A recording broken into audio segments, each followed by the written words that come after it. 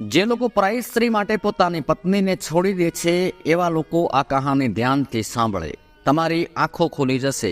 આ વિડીયો દ્વારા રજૂ કરવામાં આવેલી આજની કરુણ કહાની ઘણું બધું શીખવી જાય છે. આ વાર્તા પ્રસંગ ખૂબ જ શૈક્ષણિક અને માહિતીપ્રદ છે. નમસ્કાર દર્શક મિત્રો, આપ સૌને મારા જય શ્રી રામ, જય શ્રી કૃષ્ણ. દર્શક મિત્રો, તમે જોતા જ હશો કે દુનિયામાં મોટાભાગના લોકો પોતાની પત્નીને બીજી સ્ત્રી માટે એટલે કે બીજી સ્ત્રીના મોહજાળમાં ફસાઈને છોડી દેતા હોય છે. તેમને તેમની પત્ની ગમતી નથી હોતી. એ પરસ્ત્રીના મોહજાળમાં એટલા બધા ફસાઈ જાય છે, એટલા બધા અંધ બની જાય છે કે પછી એમને બીજું કંઈ પણ દેખાતું નથી. તે પરાઈ સ્ત્રી ભલે ચારિત્રહીન હોય, પરંતુ એ માણસને વધુ ગમે છે. અને પોતાની પત્ની ગમે તેટલી ભલે પતિવ્રતા હોય, પરંતુ તે તેને પસંદ નથી કરતો. આવું કેમ? તેથી આ વાર્તા પ્રસંગ ખૂબ જ રસપ્રદ અને માહિતીપ્રદ અને કરુણ છે. હું તમને વિનંતી કરું છું, આગ્રહ કરીશ કે આ વાર્તા કહાનીને અંત સુધી ધ્યાનથી સાંભળો. જે લોકો ઘણીવાર બીજી સ્ત્રીના પ્રેમજાળમાં ફસાઈને પોતાની પત્નીને છોડી દેતા હોય છે, તો આવા પુરુષોએ આ વાર્તા ધ્યાનથી સાંભળવી જોઈએ. તેમની આંખો ખોલી જશે અને કદાચ તમે પરનારીના મોહજાળમાં ફસાતા બચી જશો અને તમારું લગ્ન જીવન તૂટતા બચી જશે. એક સમયની આ વાત છે. ગામમાં એક શ્રીમંત માણસ રહેતો હોય છે. તેની પાસે પૈસાની કોઈ કમી ન હતી. તેનો ધંધો વ્યવસાય પણ સારો ચાલી રહ્યો હતો. ક્યારે કોઈ ખોટ ન હતી. તે માણસ તેની પત્નીને ખૂબ જ પ્રેમ કરતો હતો અને તેની પત્ની પણ તેને અપાર પ્રેમ કરતી હતી. બંને ખુશીથી પોતાનું જીવન જીવી રહ્યા હતા. એમને એક પુત્ર હતો જે હજી નાનો હતો. તે વ્યક્તિ તેનો વ્યવસાય એટલે કે તેની મિલ ચલાવતો હતો. એક દિવસ તે માણસને તેના વ્યવસાયમાં ભારે નુકસાન થયું. તેને ખૂબ જ મોટું નુકસાન થયું અને એવું નુકસાન થયું કે તેની મિલને બંધ કરવાનો વખત આવી ગયો. જ્યારે તેની પત્નીને ખબર પડી કે મારા પતિને ધંધામાં ઘણું નુકસાન ગયું છે, તો તેની પત્ની પાસે ઘણા બધા ઘરેણાં જ્વેલરી હતી. તેથી તેની પત્નીએ તેના તમામ દાગીના, તેનું મંગળસૂત્ર સુધી તેના પતિને આપ્યું અને કહ્યું કે સ્વામી, આ બધા ઘરેણાં લઈ જાઓ, તેને વેચી દો અથવા ગીરવે મૂકીને તમારો વ્યવસાય બચાવો. આપણી મિલને ડૂબવાથી બચાવો અને હું તમારી સફળતા માટે હંમેશા ભગવાનને પ્રાર્થના કરું છું અને કરતી રહીશ કે તમે સફળ થાઓ. તેની પત્ની તેના પતિને ખૂબ જ પ્રેમ કરતી હોય છે, કારણ કે તે એક સમર્પિત સ્ત્રી હતી. તે એક પતિવ્રતા સ્ત્રી હતી. તે પોતાના પતિ માટે વ્રત, ઉપવાસ ને પૂજાપાઠ કરતી હતી. તે તેના પતિના લાંબા આયુષ્ય માટે ઉપવાસ કરતી. તેની પત્ની તેના પતિને તેના તમામ દાગીના ઘરેણાં પોતાના પતિને આપી દીધા. હવે તેના પતિએ શું કર્યું? તેણે તેની પત્નીના તમામ દાગીના વેચી દીધા, સિવાય મંગળસૂત્ર.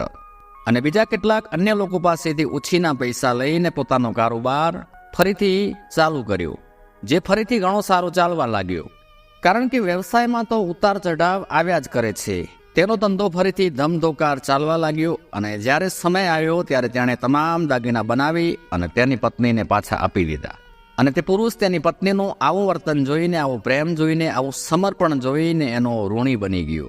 પત્ની જો તેની પત્નીને પ્રેમ ના કરતી હોત, જો તે તેના પતિને સમર્પિત ના હોત, પતિવ્રતા સ્ત્રી ના હોત, તો કદાચ તે તેના ઘરેણાં ઉતારીને તેના પતિને વેચવા હાટું આપ્યા ન હોત. કારણ કે આજકાલ મોટાભાગની સ્ત્રીઓ તેમના પતિ કરતાં વધુ પોતાના ઘરેણાંને પસંદ કરતી હોય છે.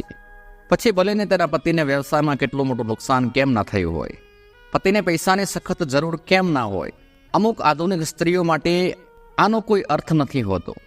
એક સમયે તે સ્ત્રીનો પતિ તે એકલો પોતાની કેબિનમાં બેઠો હોય છે.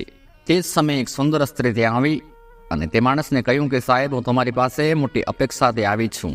મને કોઈ કામ માટે નોકરી પર રાખો, મારે પૈસાની સખત જરૂર છે.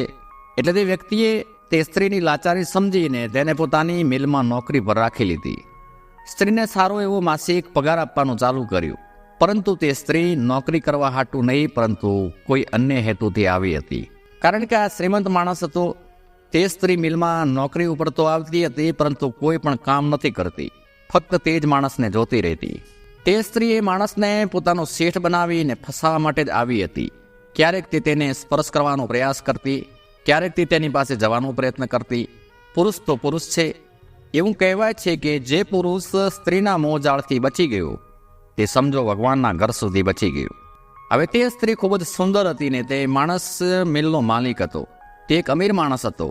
આ સ્ત્રી વારંવાર તેની નજીક જતી, કોઈને કોઈ બહાને તેને સ્પર્શ કરવાનો પ્રયાસ કરવા લાગી અને ધીરે ધીરે જ્યારે તે આવું વર્તન કરવા લાગી, તો તે પુરુષ પણ તેની સામે એક નજરે જોવા લાગ્યો.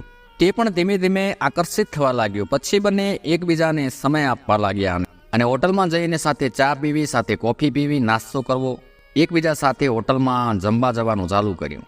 તેઓ જ્યારે પણ ફરવા જતા ત્યારે સાથે જ જતા અને પરિણામ વાત એટલી હદ સુધી પહોંચી ગઈ કે ધીમે ધીમે બંને તમામ મર્યાદાઓ ઓળંગી દીધી. ઘણા મહિનાઓ સુધી આ ક્રમ ચાલતો રહ્યો. પછી એક દિવસ એ સ્ત્રીએ કહ્યું કે તમે મારી સાથે લગ્ન કેમ નથી કરી લેતા? તમારી પત્ની તો ભક્તાણી છે, મારી સાથે લગ્ન કરો ને આપણે બંને આખું જીવન એસો આરામથી જીવીશું. તે વ્યક્તિ જે તે સ્ત્રીની વાતોમાં ફસાઈ ચૂક્યો હતો, તેના મોહજાળમાં પૂરેપૂરો ફસાઈ ગયો હતો. અને પછી તેણે કહ્યું કે જરૂર, આપણે બેઉ લગ્ન જરૂર કરીશું. જો કોઈ પુરુષ બીજી સ્ત્રીના પ્રેમની જાળમાં સંપૂર્ણપણે ફસાઈ જાય છે અને તેના માટે ત્યાંથી બહાર નીકળવું મુશ્કેલ થઈ જાય તો તેને કહેવાય છે ત્રિયાપાત્ર. અને જે સ્ત્રીઓ કોઈ પણ પુરુષને તેના ખોટા પ્રેમ જાળમાં ફસાવે છે અને તેનું આખું જીવન સંપત્તિ હડપ કરવામાં આવે તો તેને ત્રિયા ચરિત્ર કહેવાય છે. પ્રિય દર્શકો, કોઈએ સાચું જ કહ્યું છે કે જો કોઈ પુરુષ કોઈ પરનારીની જાળમાં ફસાઈ જાય તો તે બ્રહ્માજીની વાત પણ સાંભળવા તૈયાર નથી હોતો. એક દિવસ ફરીવાર સ્ત્રીએ કહ્યું કે તમે મારી સાથે લગ્ન કરી લો. એ પુરુષે સ્ત્રીના ખોટા પ્રેમજાળમાં આંધળો થઈ ગયો હતો અને બંને લગ્નની તારીખ પણ નક્કી કરી દીધી.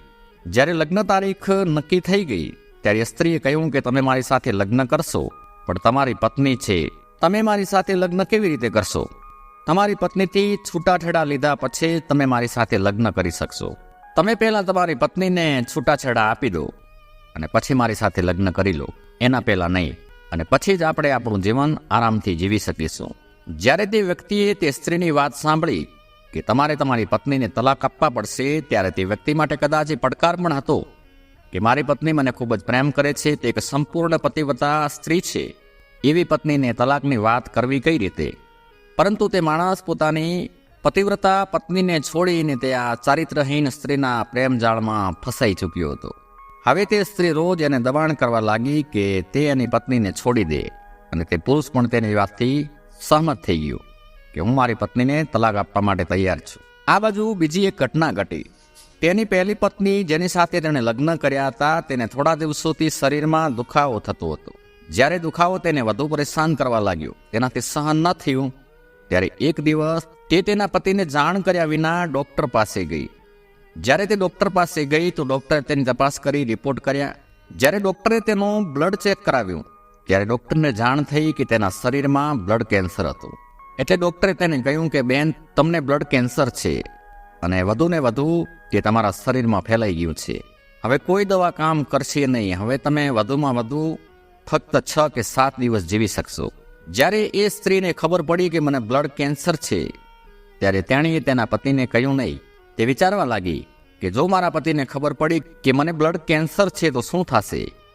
મારા પતિ મને અપાર પ્રેમ કરે છે, તે મારા વિના જીવી પણ શકશે નહીં.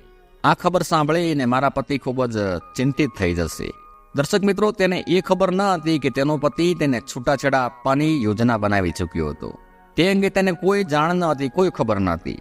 તે ચૂપચાપ પોતાના ઘરે આવી અને વિચાર કરે છે કે મારા દીકરાનું શું થશે? તે જે નાનો છે, શું મારા પતિ આ દુઃખ સહન કરી શકશે કે નહીં?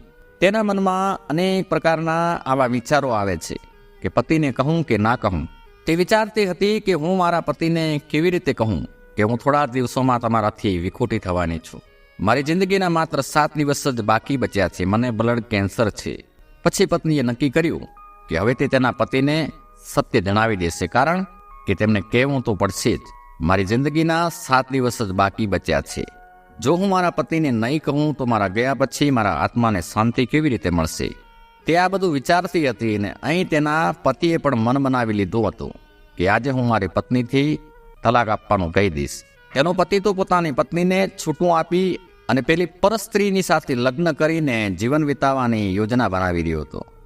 અને બીજી તરફ તેની પત્ની મન બનાવી ચૂકી હતી કે આજે મારા પતિને કહીશ કે હું મરી જવાની છું, કહેવું તો પડશે જ. પરંતુ આ હકીકત મારા પતિ કદાચ સહન કરી શકશે નહીં. તેમની શું હાલત થશે? વાલ દર્શક મિત્રો, જુઓ તે સ્ત્રીનું મન કેટલું સારું હતું. તે તેના પતિ વિશે શું વિચારતી હતી અને પતિમાં શું કપટ હતું. તે પરસ્ત્રીના પ્રેમમાં પડીને તેની સમર્પિત પત્નીથી છૂટાછેડા લેવા નીકળ્યો છે. જ્યારે તેનો પતિ ઘરે આવતો ત્યારે તેની પત્ની તેના પતિની બેગ લેવા માટે બહાર દોડી આવતી હતી. તેના પતિને પાણી આપતી, તેના હાથથી પતિના બૂટ મોજા ઉતારતી અને પછી તેના પતિને ભોજન પીરસતી અને પછી તેના થાકેલા પતિના પગ પણ દબાવતી અને સુખ દુઃખ વિશે પૂછતી કે તમારો આજનો દિવસ કેવો રહ્યો, શું કોઈ સમસ્યા તો નથી ને? તે ખૂબ સારી પતિવ્રતા પત્ની હતી, લાખોમાં એક. પરંતુ કોઈએ સત્ય કહ્યું છે ને કે જબ દિલ લગા ગધી સે તો પરી ક્યા ચીજ હૈ. પતિ ઘરે આવતાની સાથે જ પત્ની કહેવાની હતી કે હવે હું મરી જવાની છું, મને બ્લડ કેન્સર છે. પણ તેના પહેલા તો પતિએ કહી દીધું કે આજે હું તને તલાક આપવા આવ્યો છું, તારાથી છૂટો થવા આવ્યો છું. તો પત્નીએ પૂછ્યું કે તમે મને છૂટાછેડા આપવા કેમ આવ્યા છો? શું મેં કોઈ ગુનો કર્યો છે?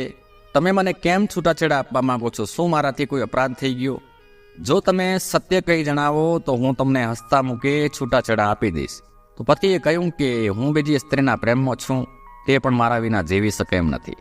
મારા સિવાય આ દુનિયામાં તેનો બીજો કોઈ છે નહીં. હું તેની સાથે લગ્ન કરવા માંગુ છું. એવું કહેવાય છે કે જે પુરુષ બીજી પરસ્ત્રીના મોહજાળમાં ફસાઈ જાય ત્યારે તે ક્રૂર બની જાય છે.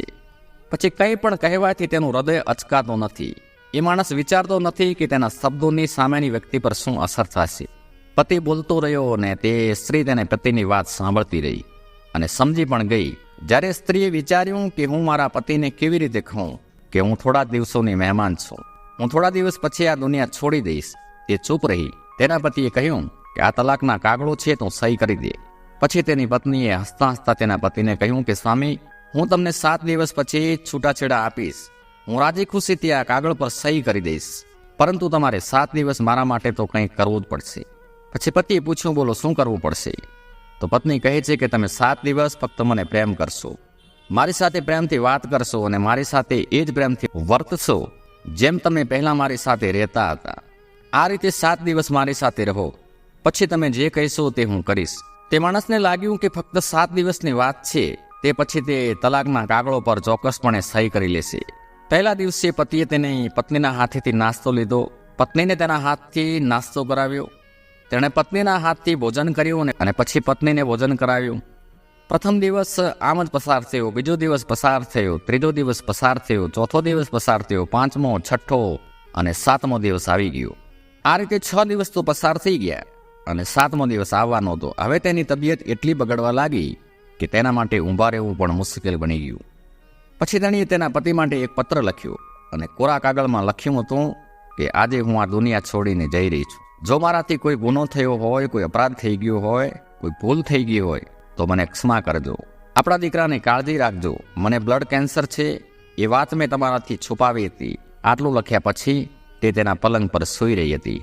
તેનો નાનો દીકરો શાળાએ ભણવા માટે ગયો હતો. લગભગ બપોરના 12 વાગ્યાનો સમય હતો. એ દિવસે તેના પતિનું મન પરિવર્તિત થવા લાગ્યું. તેણે વિચાર્યું કે હે ભગવાન, મારી પત્ની કેટલી સારી છે. મેં કહ્યું મારે છૂટાછેડા જોઈએ છે તો મારી પત્ની એટલી મહાન પતિવ્રતા છે કે મારી ખુશી, મારા આનંદ માટે તે છૂટાછેડા આપવા માટે પણ રાજી થઈ ગઈ અને હા પણ પાડી દીધી. જ્યારે હું મુશ્કેલીમાં હતો ત્યારે મારી પત્નીએ મને કેટલો સાથ આપ્યો હતો. તેણીએ તેના તમામ ઘરેણાઓ મને વેચવા હાટું આપી દીધા હતા. તેનું મંગળસૂત્ર પણ મને આપી દીધું હતું. તે હંમેશા ઉપવાસ ભક્તિ કરતી રહી. કોના માટે? મારી પત્નીએ આજ સુધી મારા માટે શું નથી કર્યું. મારા દરેક સુખ દુઃખમાં મારી પત્ની મારી પડખે ઊભી રહી છે. અને તે માણસને લાગ્યું કે હું આ નાલાયક સ્ત્રી માટે મારી પત્નીને છોડી રહ્યો છું. જ્યારે પત્ની સારી હતી ત્યારે ભગવાને પણ ક્યાંક ન્યાય આપ્યો.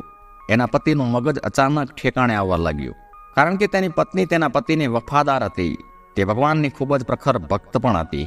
આથી ભગવાને જરા પણ વિલંબ ન કર્યો અને તેના પતિની બુદ્ધિ બદલી નાખી.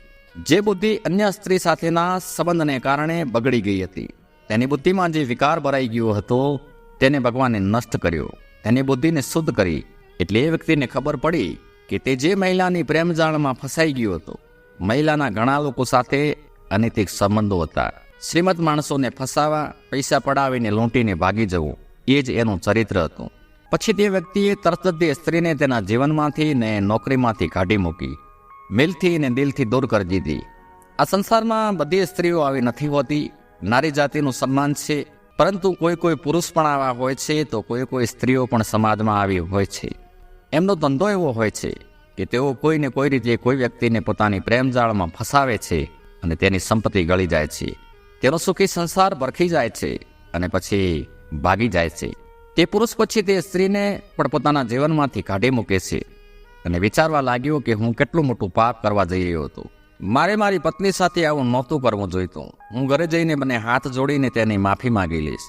એ વ્યક્તિને એ ખબર ન હતી કે મારી પત્નીને બ્લડ કેન્સર છે, તે મરવાની છે, એને ખબર જ ન હતી. 7મો દિવસ હતો તે ઘેર જવા નીકળ્યો. વિચાર કરે છે કે તે મને છૂટાછેડા આપવાનું કહેશે તો હું તેને કહીશ કે હું તો મજાક કરતો હતો. તે ઘેર પહોંચ્યો ત્યારે તેણે જોયું કે આ શું, ઘરનો દરવાજો ખુલ્લો હતો. તે વિચાર કરે છે કે દરરોજ ઘરનો દરવાજો બંધ રહેતો હોય છે અને આજે ખુલ્લો કેમ છે.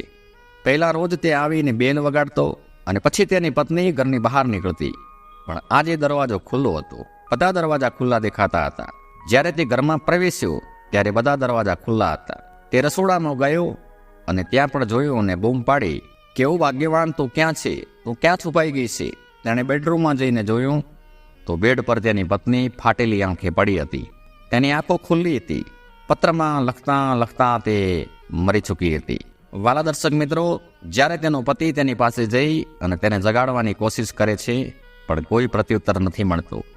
એટલે એને ખબર પડી ગઈ કે મારી પત્ની આ દુનિયા છોડી ગઈ છે અને તે પણ તેની પત્નીની બાજુમાં બેસી ગયો.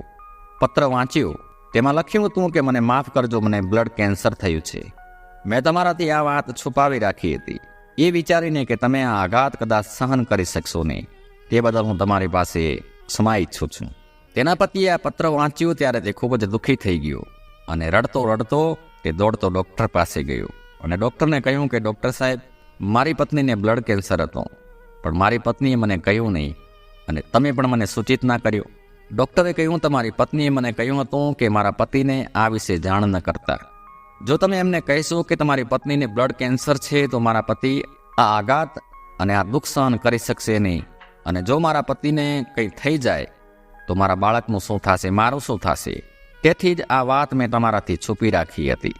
જ્યારે એ પતિ તેની પત્નીના આવા વર્તન અને પ્રેમને જોઈ અને તેના હોશ ગુમાવી બેસે છે, એ ખૂબ જ રડવા લાગે છે અને કહે છે કે ધન્ય છે તારા જેવી પતિપ્રેમી સ્ત્રીને. હું ભગવાનને પ્રાર્થના કરું છું અને ઈચ્છું છું કે તું મને દરેક જન્મમાં મળે. પછી એ રુદન કરતો પોતાના ઘરે આવે છે. એની પત્નીના મૃતદેહ પાસે બેસીને વિલાપ કરે છે, પણ હવે થાય શું. પછી બધા આજુબાજુના આડોશી પાડોશી ભેગા થાય છે. તેની પત્નીના અંતિમ સંસ્કાર કરાવે છે. હવે તેના જીવનમાં અંધકાર હતો. પછી તેણે તેની આખી જિંદગીમાં બીજી કોઈ સ્ત્રી સાથે લગ્ન કર્યા ન હતા અને તેનું આખું જીવન, આખી જિંદગી તેના પુત્ર સાથે તેની પત્નીની યાદમાં એકલા રડતા વિતાવી. તો વાલા દર્શક મિત્રો, આ હતી પતિ અને પત્નીના અપાર પ્રેમની કહાની. આ હતી એક પતિને સમર્પિત પત્નીની કહાની, જે શીખવે છે કે જે પુરુષ તેની સારા પાત્રની પત્નીને છેતરે છે, તેની સાથે વિશ્વાસઘાત કરે છે, પરનારીના મોહમાં તેની પત્નીને છોડી દે છે, પછી તેમના જીવનમાં રડવા સિવાય બીજું કંઈ બચતું નથી. તેઓ તેમની પત્નીને પણ ગુમાવે છે અને જેના માટે તેઓ તેમની પત્નીનો સાથ છોડે છે તેને પણ ગુમાવે છે. ના તો તેની પત્ની તેની સાથે હોય છે કે ના તો તે બીજાની સાથે રહી શકે છે. એટલે આ વાર્તા પ્રસંગે શીખવે છે કે પત્ની ગમે તેવી હોય, તે કાળી હોય, જાડી હોય કે પાતળી હોય, પત્ની તમારી પત્ની જ હોય છે. બીજી પરાઈ સ્ત્રી ગમે તેટલી સુંદર કેમ ન હોય, ક્યારે તેની મોહજાળમાં ન પડો. એક કવિએ સુંદર લખ્યું છે કે અસલ સે કભી ખતા હોતી નહીં હૈ और कमल से कभी वफा मिलती नहीं है. તમારી પત્ની સુધી મર્યાદિત રહો અને ફક્ત તમારી પત્ની સાથે જ રહો. અને આ જ વાત પત્નીઓને પણ લાગુ પડે છે કે પતિ લંગડો હોય, બહેરો હોય, આંધળો હોય કે અપંગ હોય, સ્ત્રીએ પણ ક્યારેય બીજા પુરુષની ઝંખના રાખવી ન જોઈએ. તમારા પતિ ધર્મને અનુસરીને તમારા પતિની સાથે પ્રેમથી રહો અને ફક્ત તમારા પતિની જ સેવા કરો. અને એ જ આ વાર્તાનો સાર છે. એ જ આ વાર્તા આપણને પાઠ શીખવે છે. તો મળીશું બીજા વિડીયોમાં. ત્યાં સુધી આપ સૌને મારા જય શ્રી કૃષ્ણ. ધન્યવાદ.